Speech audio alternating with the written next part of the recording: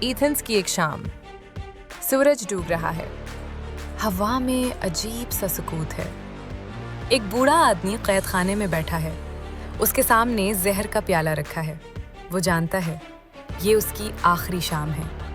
اس نے تلوار نہیں اٹھائی، اس نے بغاوت نہیں کی، اس نے صرف سوال پوچھے تھے، اور انہی سوالوں نے دنیا کے سب سے آزاد شہر میں اسے موت کے گھاٹ اتار دیا۔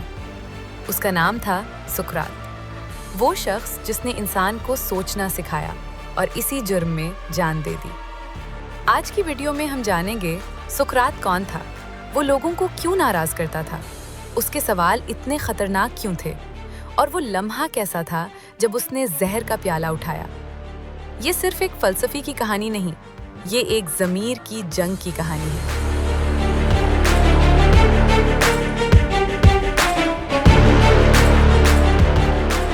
5ویں صدی قبل مسیح، ایتھنز دنیا کا سب سے روشن شہر تھا۔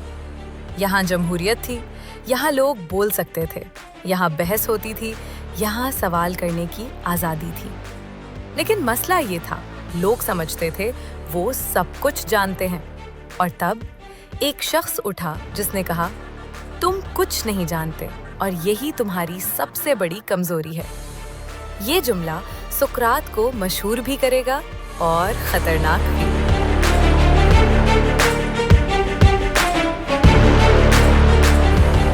سقراط امیر نہیں تھا، خوبصورت نہیں تھا، طاقتور خاندان سے نہیں تھا۔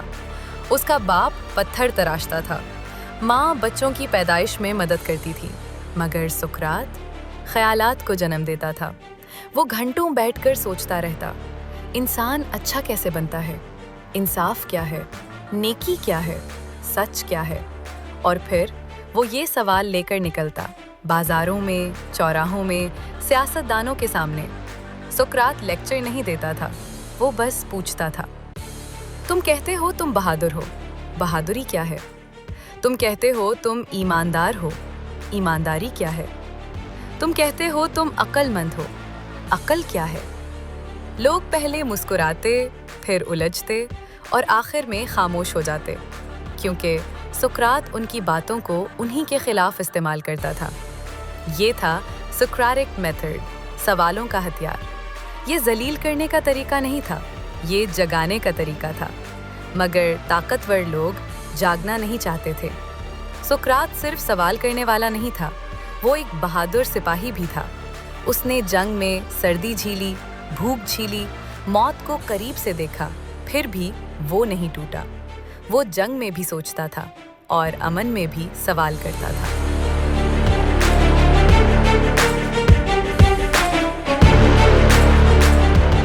ایتھنز میں کچھ استاد تھے جو پیسے لے کر سکھاتے تھے، کیسے جیتنا ہے، کیسے بولنا ہے، کیسے لوگوں کو قائل کرنا ہے۔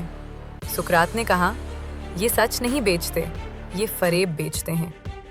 یہ بات سیاست دانوں کو چبھ گئی۔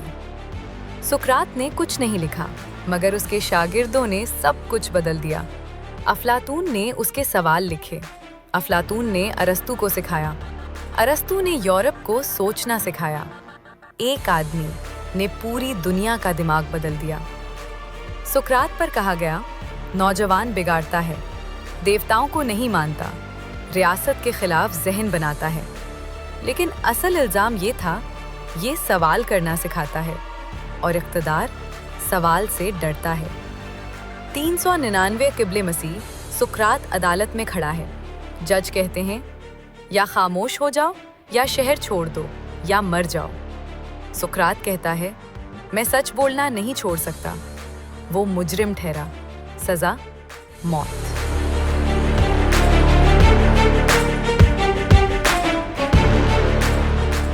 قید خانہ، رات، شاگرد رو رہے ہیں، سقراط مسکرا رہا ہے۔ وہ زہر کا پیالہ اٹھاتا ہے اور کہتا ہے، کریٹو، ہم اسکلیپیس کے ایک مرغ کے قرض دار ہیں، یہ قرض ادا کرنا۔ اور پھر وہ خاموش ہو جاتا ہے، لیکن اس کی سوچ زندہ ہو جاتی ہے۔ سقراط مر گیا، مگر اس کے سوال نہیں مرے۔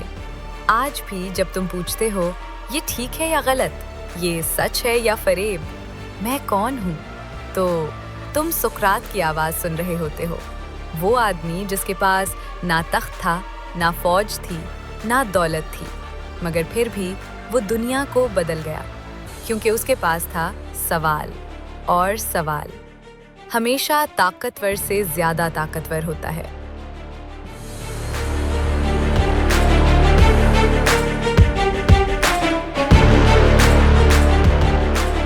اگر آپ کو یہ ویڈیو پسند آئی تو یہاں ٹچ کریں اور دیکھیں وہ شخص تھا ٹیپو سلطان، اور یہاں دیکھیں پاکستان کی داستان۔ اگر آپ کو ہماری ویڈیوز پسند ہیں اور آپ کیوریوسٹی کے اس سفر میں ہمارے ساتھ چلنا چاہتے ہیں تو ہمارے چینل کو سبسکرائب کریں، بیل آئیکن کو پریس کریں، ویڈیو کو لائک اور شیئر کریں۔ شکریہ۔